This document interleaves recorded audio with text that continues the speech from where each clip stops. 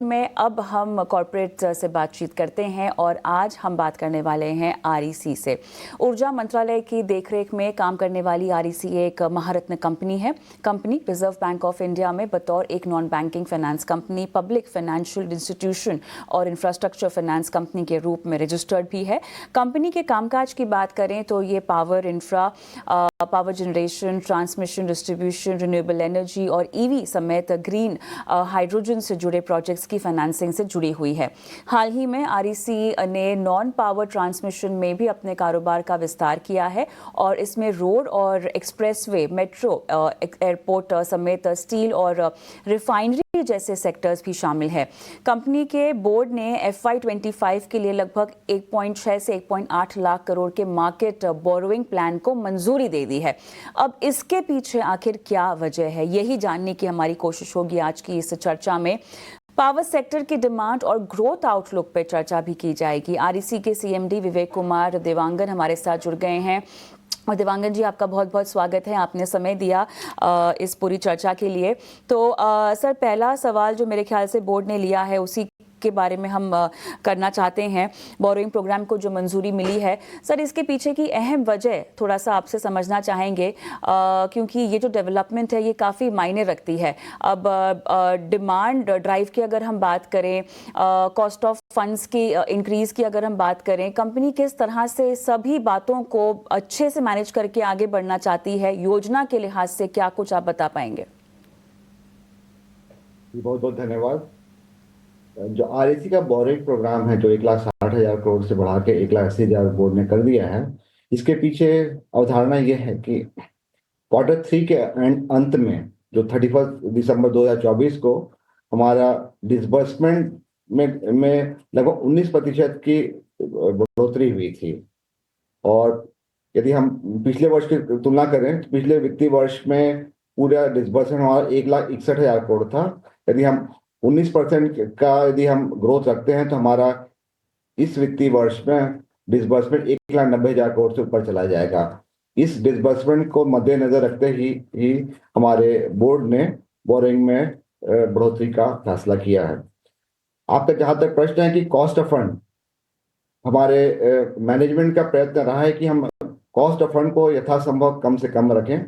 पिछले वित्तीय वर्ष में पहले 9 माह में हमारा कॉस्ट ऑफ फंड लगभग 7.28% था। इस वर्ष हमने उसमें 13 BPS की कमी करके हम उसको कॉस्ट ऑफ फंड को 7.15 पर लाने में सफल हुए हैं।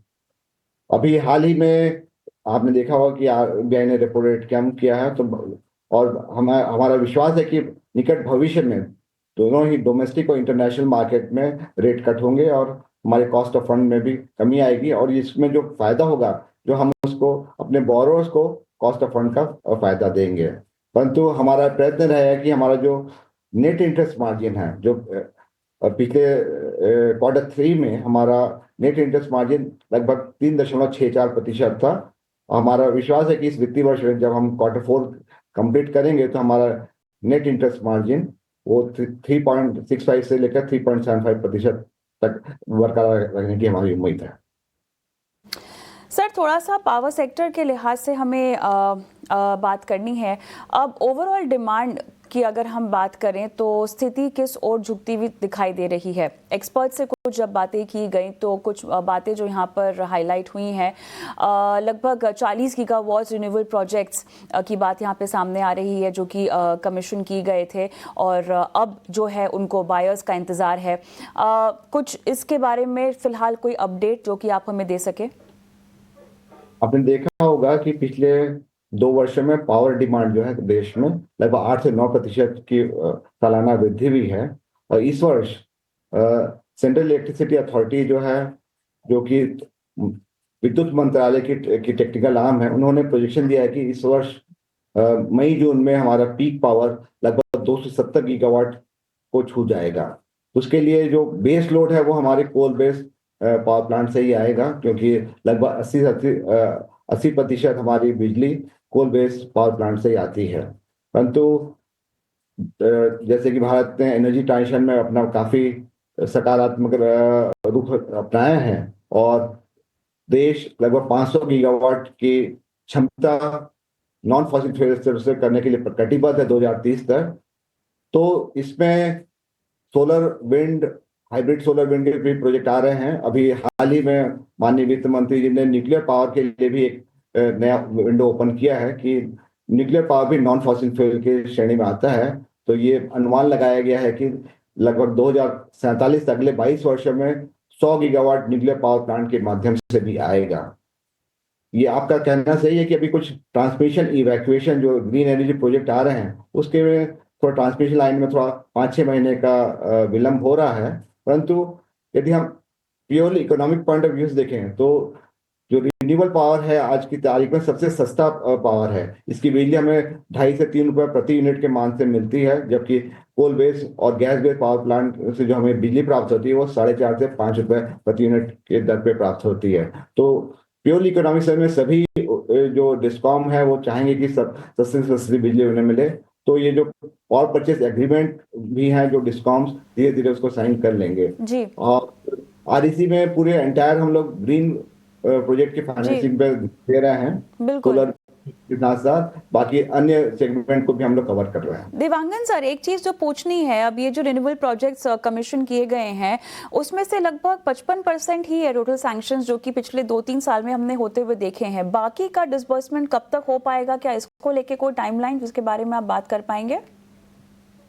ये क्या होता है कि कोई भी प्रोजेक्ट होता है उसमें हम लोग जो लोन कंपोनेंट है वो 70% और 30% डेवलपर की इक्विटी रहती है। तो शुरू के वर्ष में, पहले वर्ष में, पहले 1-1.5 साल में प्रमोटर अपना इक्विटी लगाता है, वो लोन नहीं लेता है। जब उसका इक्विटी का कंट्रीब्यूशन हो जाता है 30% पूर्ण हो जाता है, उसके पश्चात ही लोन का ड्रॉल करता है। तो पहले वर्ष में जो कमीशनिंग होती है जो ऑनगोइंग प्रोजेक्ट है रिन्यूएबल एनर्जी प्रोजेक्ट में, उसमें डिसबर्समेंट स्लो रहता है, बट दूसरे तीसरे साल में हमारा डिसबर्समेंट बढ़ जाता है। तो अभी जितने भी हमने प्रोजेक्ट पिछले 2 सालों में स्वीकृत किए हैं उसमें डिसबर्समेंट अब वित्तीय वर्ष 2025-26 और 26-27 में काफी बढ़ोतरी होगी। सर, आरडीएसएस स्कीम से डिसबर्समेंट्स की शुरुआत हो चुकी है। इसके कंट्रीब्यूशन को लेकर क्या उम्मीद होगी आगे? आरडीएसएस स्कीम जो जुलाई 2021 में लागू की गई थी विद्युत मंत्रालय के द्वारा, उसमें कोविड पीरियड उसके पश्चात अवार्ड जो कॉन्ट्रैक्ट अवार्ड करने में थोड़ा सा विलंब हुआ था, परंतु अब लॉस रिडक्शन जो काम है उसमें काफी गति आई है। और उसमें भी जैसे भारत सरकार के जो ग्रांट कंपोनेंट है आरडीएसएस में वो 60% तक है। तो सभी राज्य पहले गवर्नमेंट ऑफ इंडिया के ग्रांट को अवेल करना चाहते हैं, उसके पश्चात जो काउंटर पार्ट फंडिंग है या तो स्टेट अपने खुद के बजट से देता है या फिर वो आरईसी पीएफसी से लोन लेके देता है। तो हमारा मानना है कि जो आरडीएसएस के लोन है उसमें भी जो काउंटर पार्ट फंडिंग है उसमें भी डिसबर्समेंट अब 2025-26 और 2026-27 में काफी तेजी से बढ़ोतरी होगी। यहाँ पर एक चीज़ जो पहले बातचीत में भी सामने आई थी वो ये है कि इंफ्रा और लॉजिस्टिक फाइनेंसेस को लेकर थोड़ी सतर्कता कंपनी बरत रही है। इसके स्टैंड में कोई बदलाव, कोई स्टेटस अपडेट? देखिए, विद्युत मंत्रालय हमें नॉन पावर इंफ्रास्ट्रक्चर लॉजिस्टिक्स में डाइवर्सिफाई करने के लिए अनुमति दी थी सितंबर 2022 में। उसके पश्चात हमने पहले पिछले 2 वर्ष में कुछ इंफ्रास्ट्रक्चर लॉजिस्टिक के प्रोजेक्ट सैंक्शन भी किए, स्वीकृत किए थे। परंतु अभी आज की तारीख में क्या हो गया है कि एनर्जी ट्रांजिशन में काफी गति आई है। हमारे पास ग्रीन प्रोजेक्ट्स की भरमार है, हमारे पूरे जो है हाथ भरे हुए हैं कि पूरे ग्रीन प्रोजेक्ट्स काफी आ रहे हैं हमारे पास। साथ ही साथ जो कन्वेंशनल जनरेशन है, ट्रांसमिशन है, डिस्ट्रीब्यूशन, उसके भी काफी प्रोजेक्ट्स हैं। और अभी एक नया विंडो भी आ गया है न्यूक्लियर पावर का, वो भी हमारे काफी बिजनेस उपलब्ध कराएगा। इसलिए कंपनी ने एक कॉन्शियस डिसीजन लिया है कि हम लोग नॉन पावर इंफ्रास्ट्रक्चर लॉजिस्टिक्स में हम लोग थोड़ा चूज ही रहेंगे। केवल वो ही प्रोजेक्ट की फाइनेंसिंग करें जहां पे कि रेवेन्यू कैश फ्लो पर्याप्त हो ताकि हमारा रिपेमेंट ऑब्लिगेशन वो पूरा कर सके, उसमें असेट क्वालिटी अच्छे हो, एंटिटी अच्छे हो, तभी हम वो नॉन पावर इंफ्रास्ट्रक्चर और लॉजिस्टिक्स क्षेत्र में फाइनेंसिंग करेंगे।